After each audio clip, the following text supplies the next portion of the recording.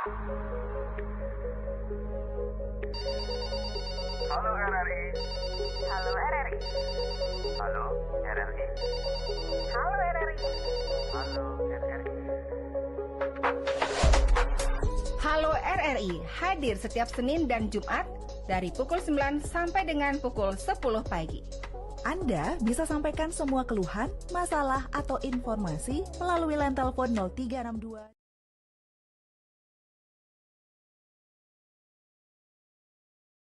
Inspirasi. Pendengar, jumpa kembali dalam dialog interaktif Hai Balik Ken pagi ini. Dan kita akan memperbincangkan seputar topik kesiapsiagaan menghadapi cuaca ekstrim di Kabupaten Buleleng. Telah hadir seorang narasumber di studio Pro 1 dan satu orang lagi melalui telepon ya. Langsung saja kami menyapa bersama Bapak Igusti Bagus Roni Ariana. Ini selaku Kabid Pencegahan dan Kesiapsiagaan BPBD Buleleng. Om Swastiastu, selamat pagi Pak Kabid. Om Swastiastu, selamat pagi Bu Ayu. Ya. Selamat pagi juga pemirsa RRI 1 Pro 1 Singaraja. Dan selamat pagi rekan kami di BMKG Pak Dwi. Baik ya, sebentar Kita saling ya, menyapa ya. ya. Selamat pagi Bapak Imade Dwi Wiratmaja selaku Koordinator Analisa dan Perakiraan BMKG Stasiun Klimatologi Bali. Selamat pagi Mbak Ayu. Iya. Apa suara saya terdengar ya? Sangat jelas kami mendengar suara Bapak ya. Apa kabar Bapak di Selamat pagi hari ini? Baik. Baik ya. Bagaimana cuaca di sana Pak Wiratmaja? Baru reda hujannya di Oh, baru reda hujannya. Oh, di sini Sana masih gimana, mendung-mendung saja ya. Iya. Oke. Selamat pagi Pak Kabit. Selamat pagi Pak Dwi. Sehat Pak Dwi? Salam sehat ya atas Tenggara. Ye. Lama nggak jumpa nih Ki, Pak. Ya, kemarin Oke. kan jumpa itu rapat rakor itu. Betul. Pingin jumpa lagi sepertinya Pak Dwi ini. Oke, ya senantiasa selalu semangat ya Pak Dwi ya maupun Pak Kabit ya. Ya, siap. Mengingat ini sudah memasuki bisa dikatakan musim hujan, bisa dikatakan juga ini sudah cuacanya sangat ekstrim begitu ya Pak Dwi maupun Pak Kabit. Iya. Iya, betul. Oke, baik. Atau mungkin sebelum ke Pak Kabit ya Pak Dwi ya. Ini terutama dari BMKG yang selalu setiap hari, setiap pagi kami hubungi di Pro 1 untuk menginformasikan update cuaca terkini, terutama di wilayah Kabupaten Buleleng. Akhir-akhir ini ya Pak Dwi ya, bahwasanya terkait pemberitaan juga di minggu di awal bulan Desember ini memang Desember. memang sudah memasuki yang namanya cuaca ekstrim. Jadi berbagai bencana di sejumlah wilayah juga terjadi begitu ya Pak Dwi ya. Iya, betul. Oke, kalau menurut BMKG sendiri Pak Dwi, bagaimana mungkin peran atau langkah-langkah untuk menghadapi cuaca ekstrim tersebut? Silakan Pak Dwi. Iya.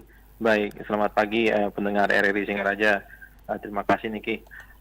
Mungkin sedikit menjelaskan kondisi iklim yang saat ini terjadi secara umum di Bali ya. Iya. Karena memang di bulan Desember itu rata-rata seluruh wilayah di Bali sudah masuk musim hujan. Mm-mm. Khususnya wilayah wilayah Buleleng, kemudian Iya. wilayah pesisir selatan Bali baru masuk musim hujan di awal Desember. Nah, kebetulan tahun ini kita sudah prediksi sejak beberapa waktu yang lalu akan ada terjadi potensi La Nina.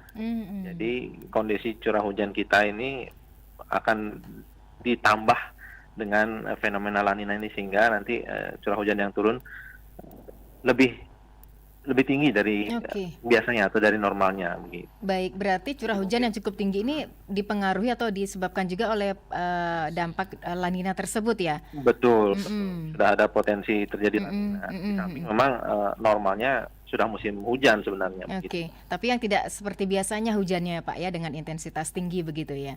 Betul. Oke, itu merata ya di sejumlah wilayah di Bali ya Pak Dwi? Hampir merata. Hampir merata, Kebetulan oke. hari ini beberapa pos pengamatan hujan di wilayah Bali mengirimkan data ke kita. Sepekan terakhir memang hampir rata hujan. Di Singaraja sendiri bagaimana Mbak hujan? Iya, ini cuman intensitasnya bisa dikatakan sedang, durasi yang bisa dikatakan lama begitu ya Pak Lama. Kabit betul, ya. betul. Oke. Sepekan Iya. terakhir memang hujan.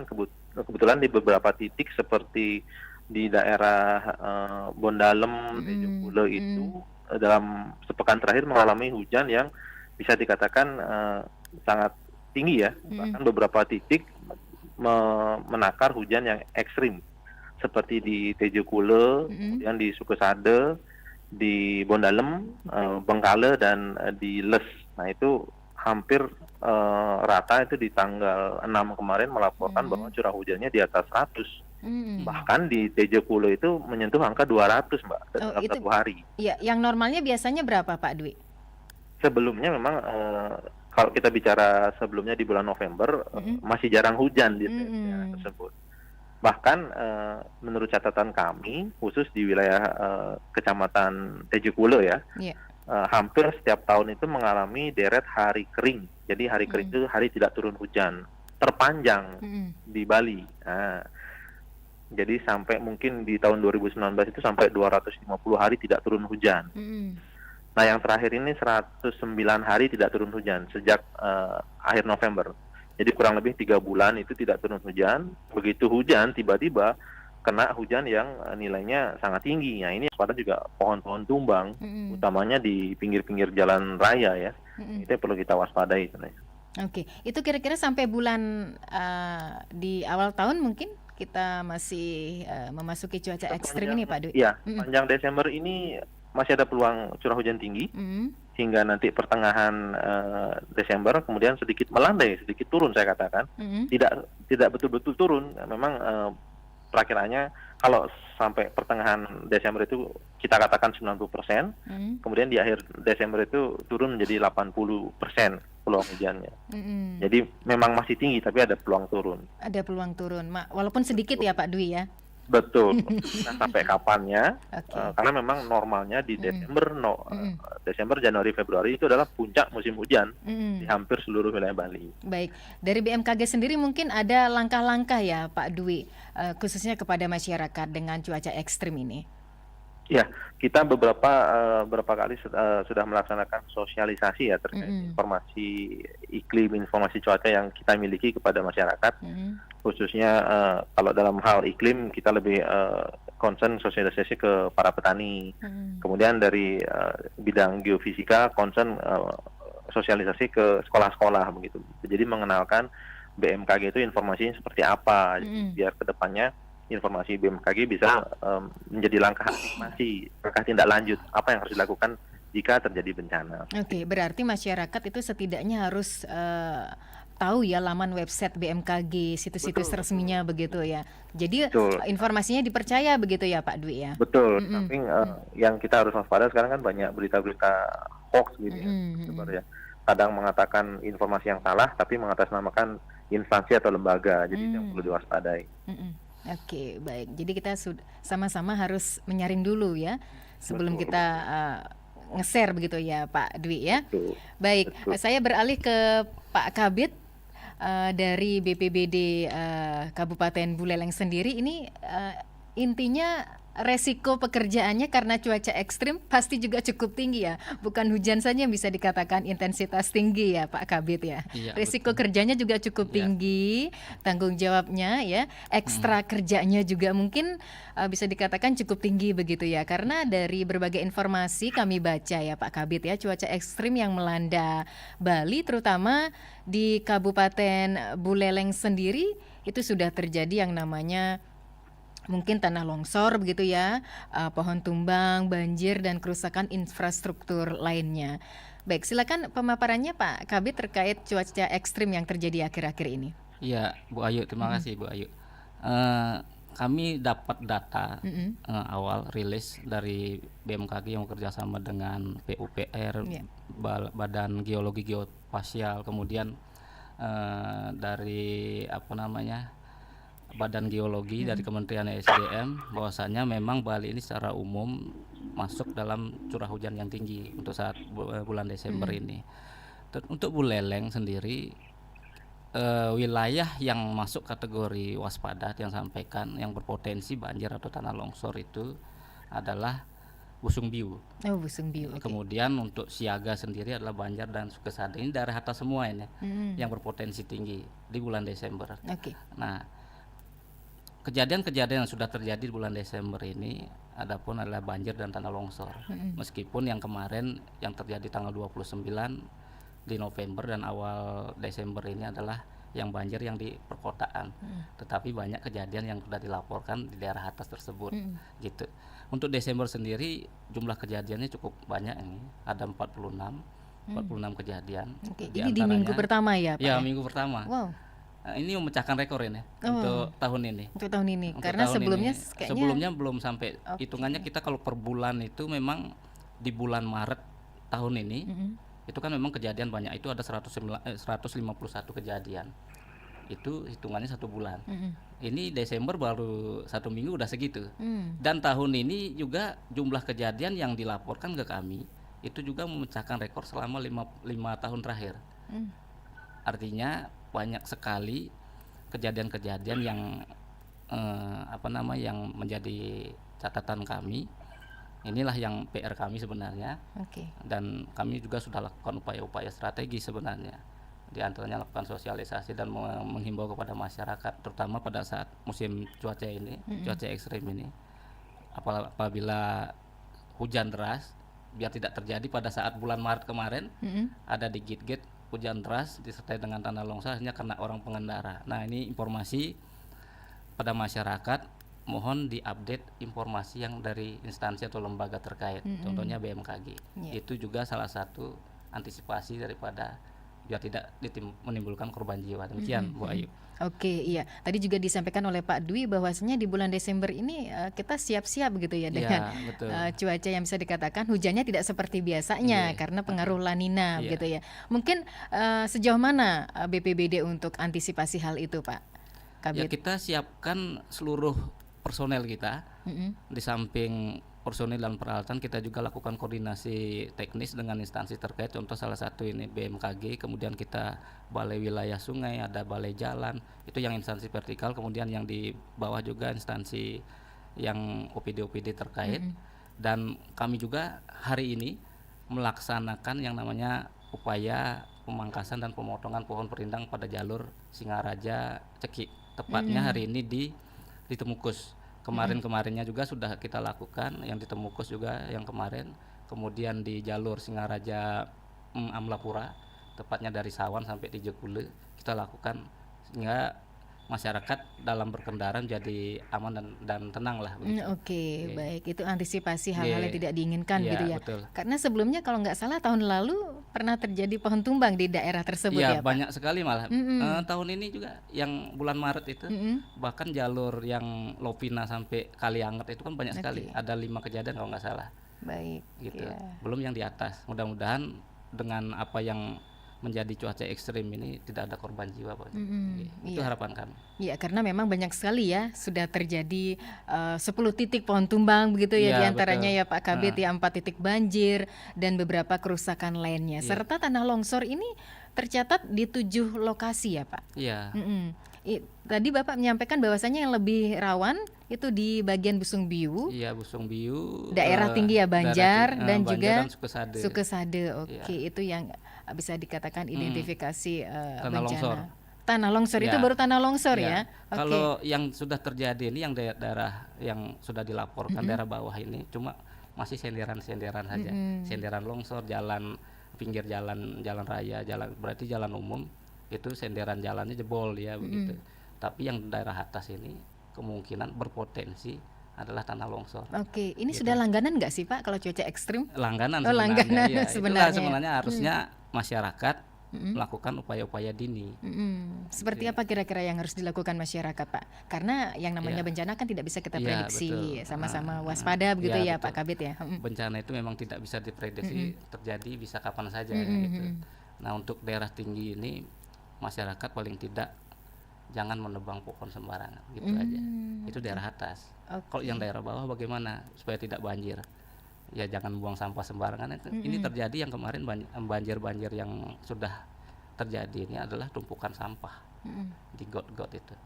Itu jadi begitu tim BPBD dan beserta instansi terkait, ada PU juga turun tangan dengan balai jalan. Itu begitu dibersihkan langsung jalan airnya. Langsung surut. Jadi sampah-sampah yang dibuang itu menjadi salah satu faktor penyebab banjir genangan. Oke, gitu. Baik ya. Kalau di seputaran kota sendiri bagaimana Pak Kabit? dengan memasuki musim penghujan ini? Masihkah terlihat banjir gitu ya? Kalau Selain intensitas mengidentifikasi hal kalau itu, intensitas sudah 2 jam sudah pasti, apalagi Kampung Anyar. Kan karena ya PU yang secara teknis menjelaskan sebenarnya itu kan karena penyempitan jalur buangan air aja sebenarnya gitu. Oh, itu saja ya. Ya termasuk penyebabnya. dataran lebih rendah daripada laut kan gitu. Nah, itu Kampung Anyar. Baik ya, berarti Harus ada kebijakan strategis untuk menanggulangi oh itu. gitu. Oke. Ya, selama ini memang BPBD sendiri sudah berkolaborasi ya Pak Iya, ya dengan betul. pihak-pihak terkait untuk antisipasi cuaca ekstrim Iya. dan tetap bekerja sesuai dengan tugas dan tanggung jawabnya begitu Iya. ya Pak ya.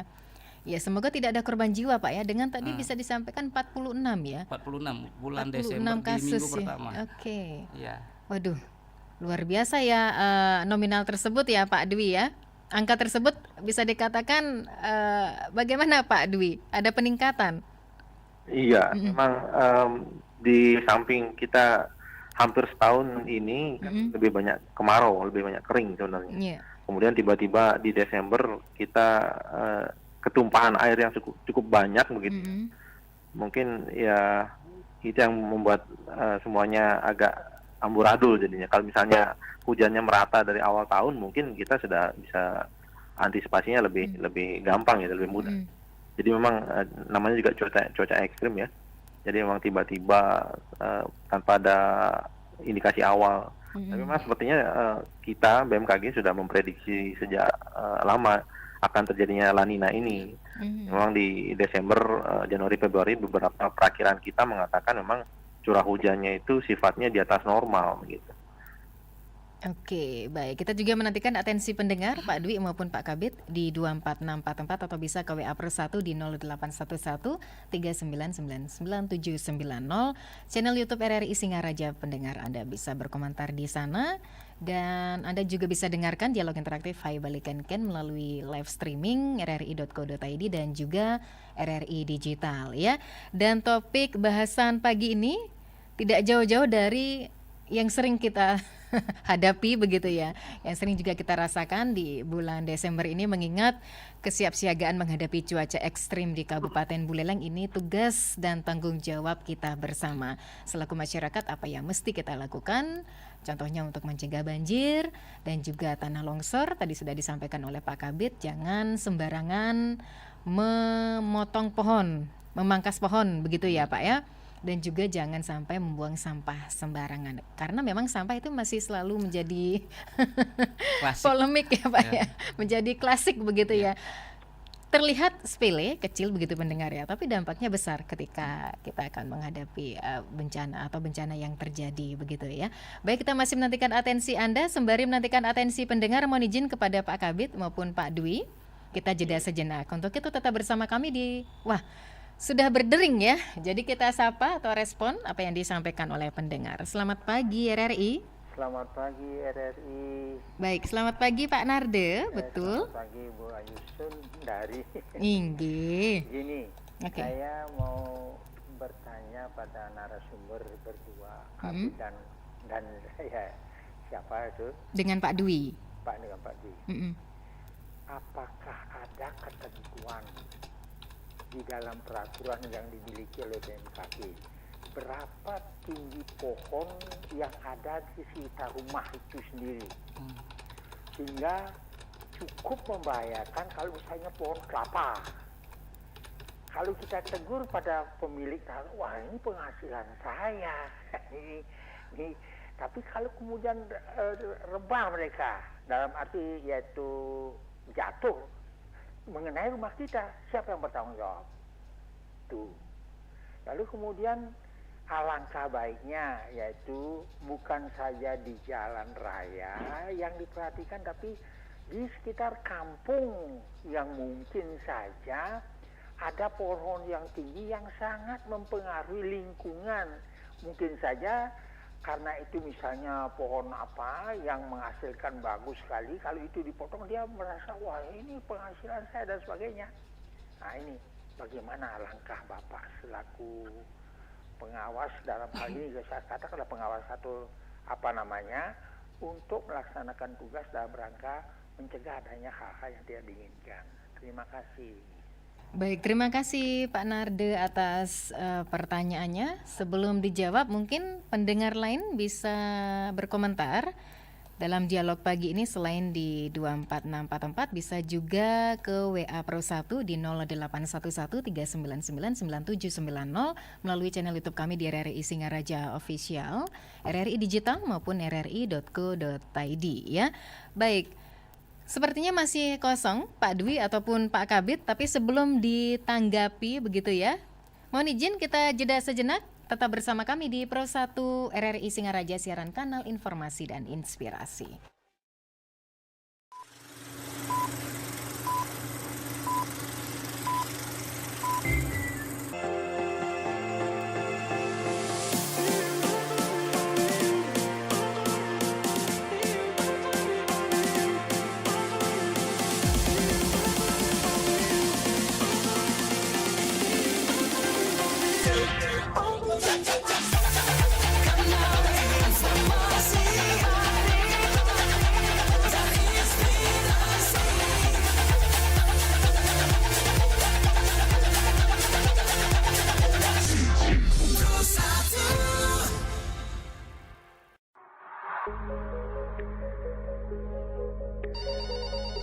Halo RRI.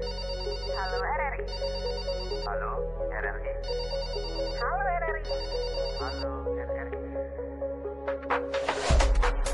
Halo RRI hadir setiap Senin dan Jumat dari pukul 9 sampai dengan pukul 10 pagi.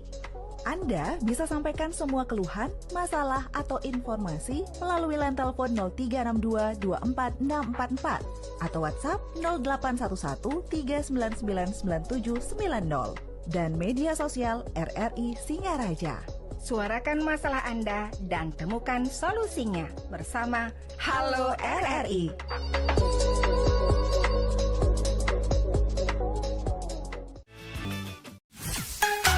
Kanal informasi dan inspirasi Pro 1.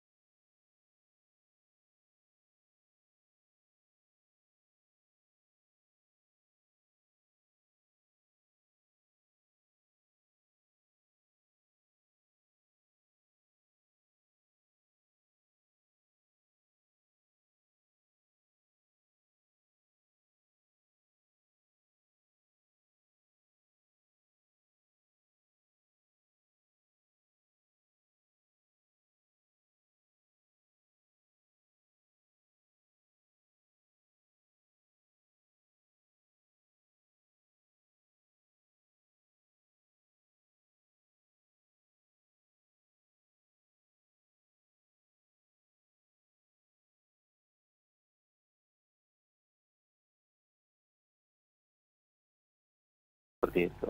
Jadi kalau bicara terkait aturan tertulis sampai saat ini belum ada gitu, Mbak. Oh, tidak ada aturannya begitu ya Pak ya, secara tertulis ya.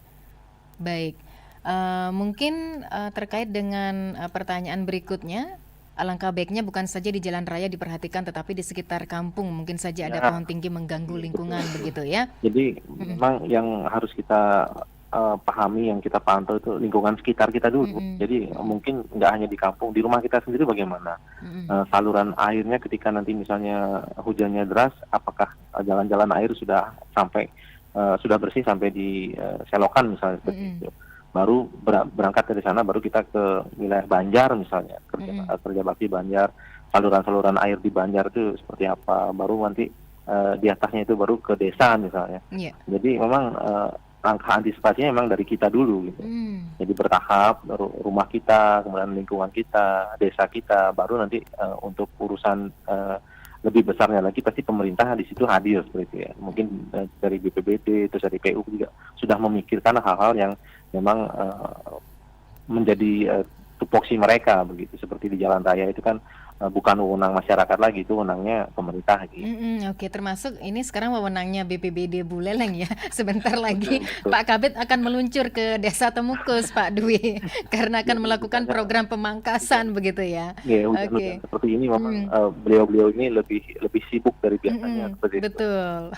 Ya resikonya juga cukup besar Pak ya. Betul, Ini betul. sepertinya setiap tahun ada 2 kali resiko besar harus dihadapi BPBD dan juga BMKG ya Pak Dwi ya.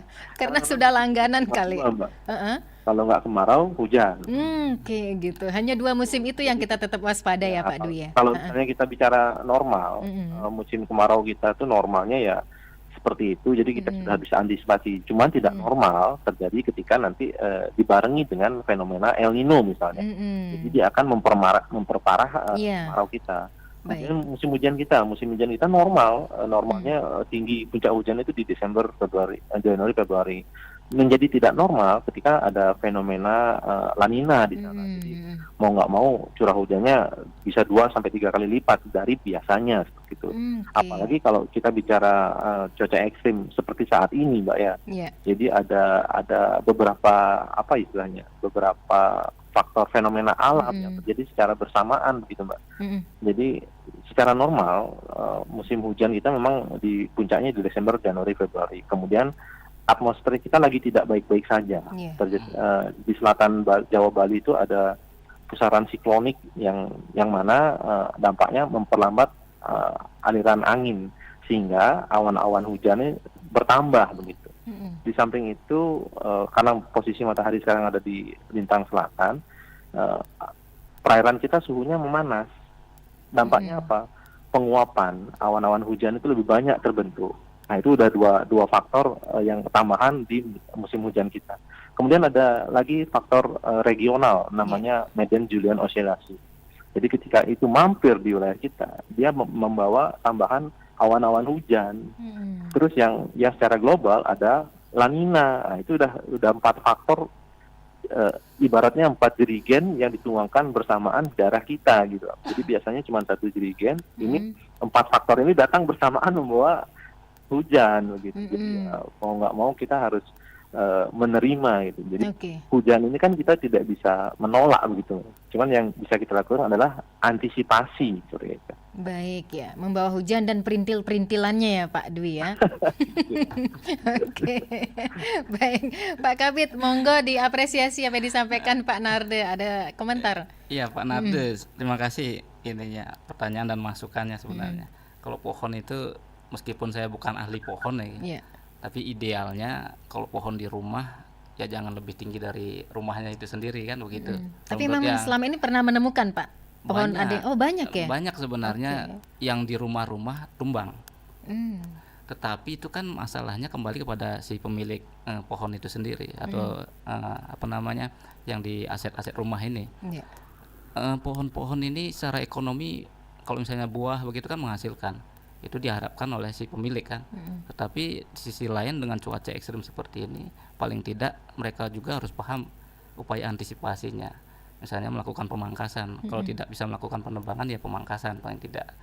Nah, itu juga harus diwaspadai dan harus dimengerti juga oleh masyarakat. Jangan sedikit-sedikit lapor BPBD padahal dia sendiri tahu potensi pohon itu yang dimilikinya apakah berpotensi akan tumbang.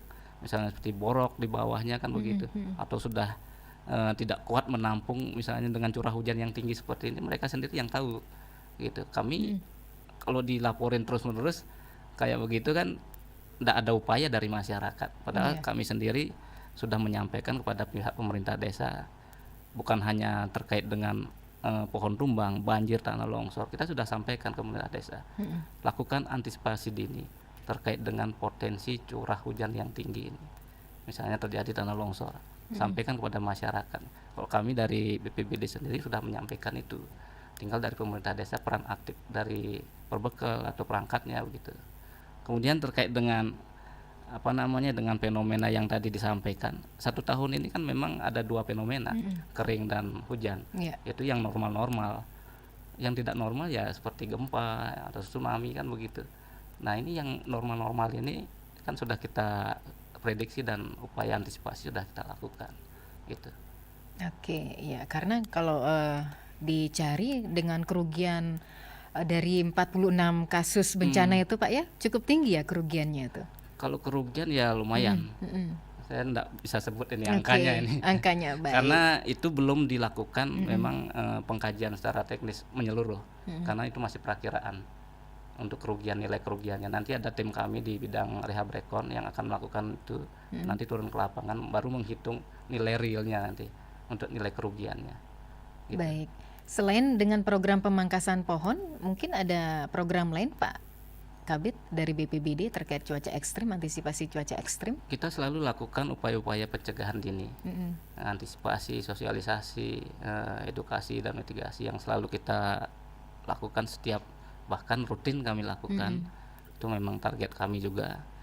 Di samping itu kita lakukan kerjasama dengan kolaborasi dengan multi pihak atau multi sektor.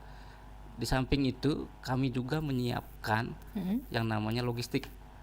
Bila mana terjadi atau misalnya ada warga masyarakat rumahnya kena begitu, akibat dari pohon tumbang itu, kami siapkan logistik dan standby untuk bulan Desember ini ada 100 paket.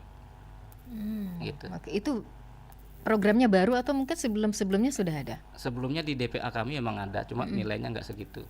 Dan ini kami dapat dari dari kerjasama dengan pihak lainnya, kami dikasih. Itu untuk disalurkan pada masyarakat.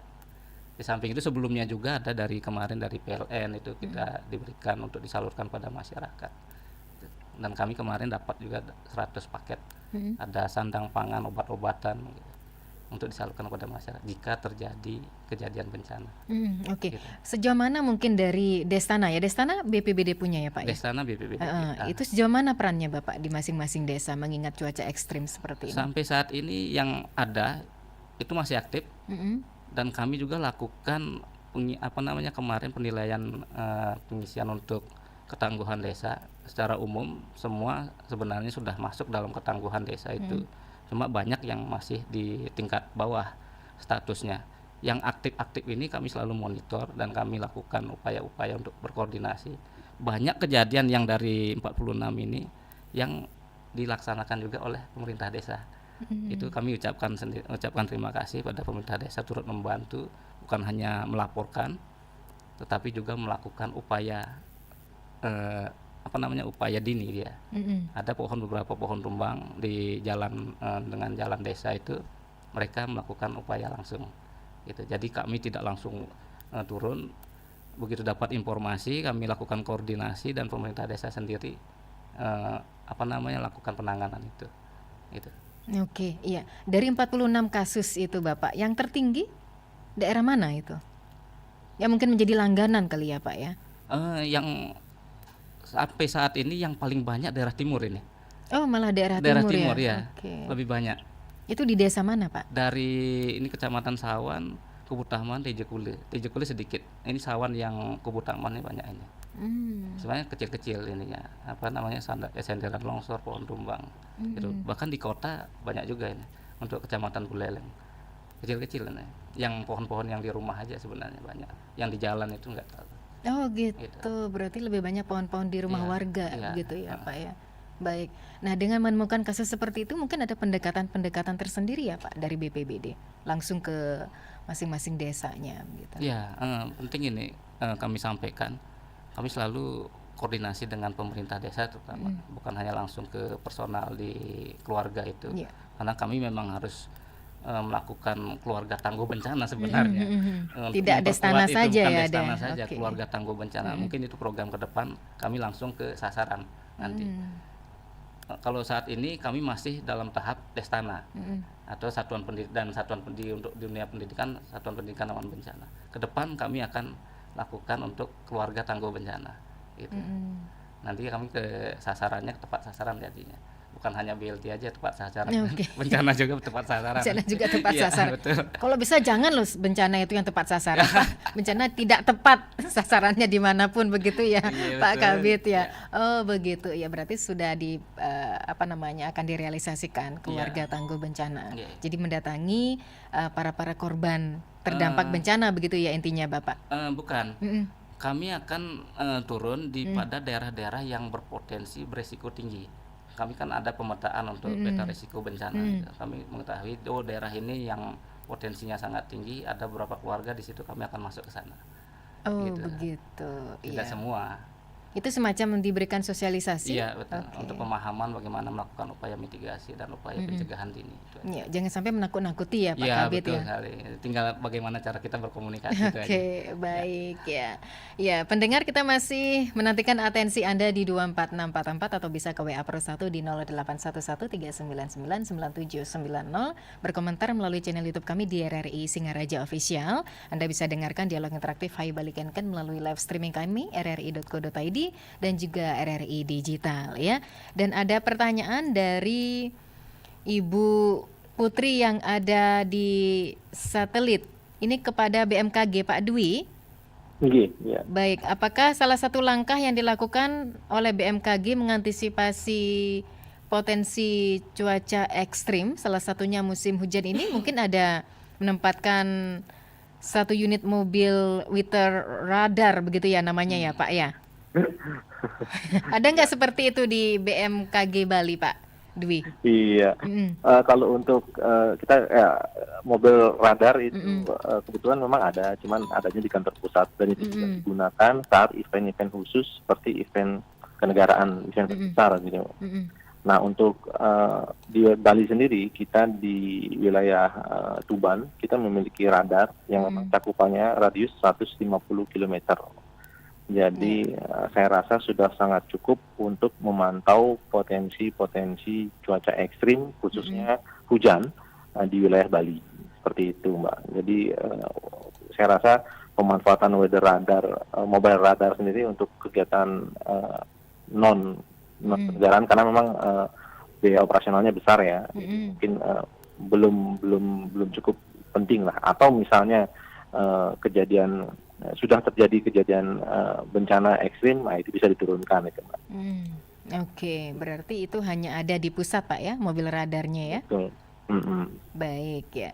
Ada pertanyaan lagi Ibu Putri yang ada di satelit, mungkin apa saja kegiatan yang dilakukan oleh BMKG baik itu pra, sedang maupun pasca bencana, Pak Dwi? Oke, silakan.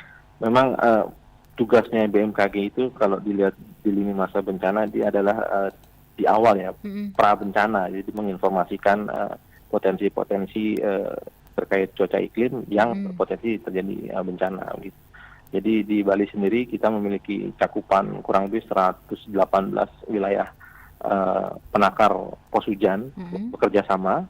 Jadi ada setiap kecamatan itu kurang lebih sudah ada 2 titik pengamatan pos hujan di seluruh Bali. Jadi data-data itu secara berkala setiap 10 hari atau bahkan misalnya terjadi kejadian cuaca ekstrim, hujan deras, mereka akan menginformasikan ke kita.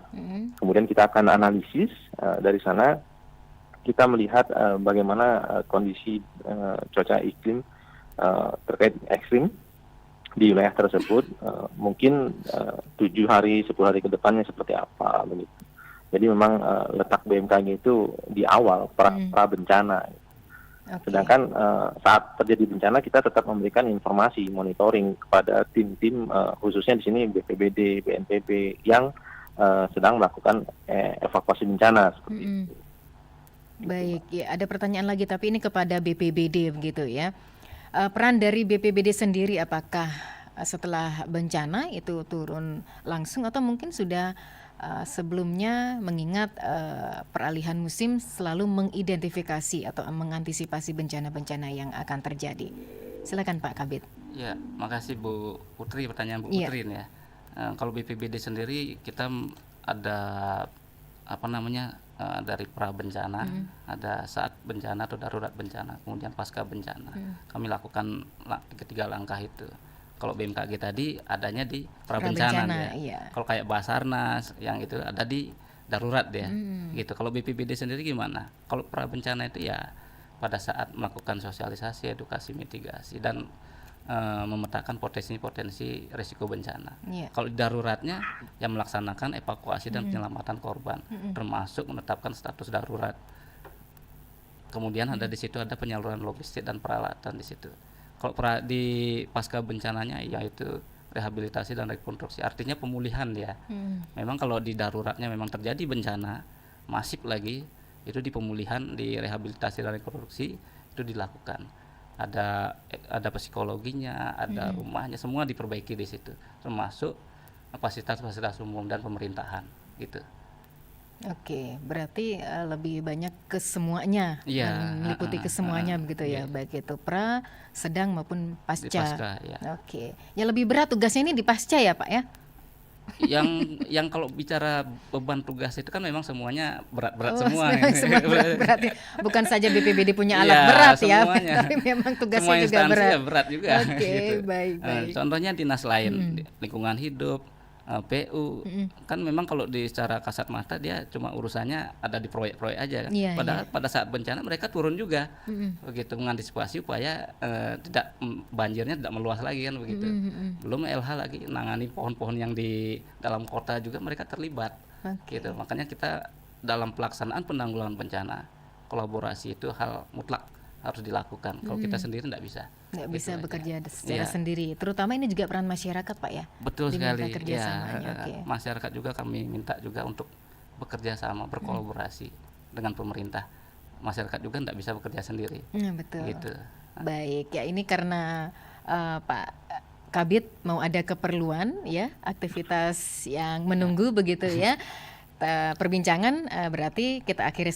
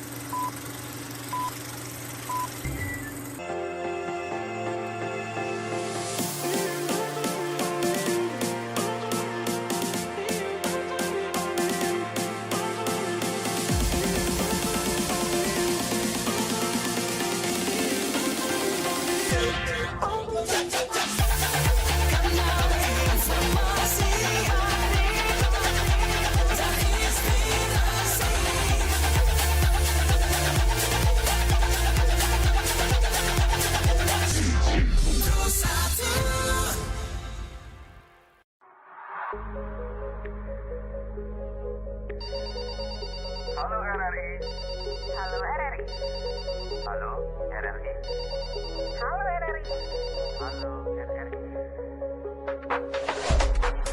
Halo RRI hadir setiap Senin dan Jumat dari pukul 9 sampai dengan pukul 10 pagi.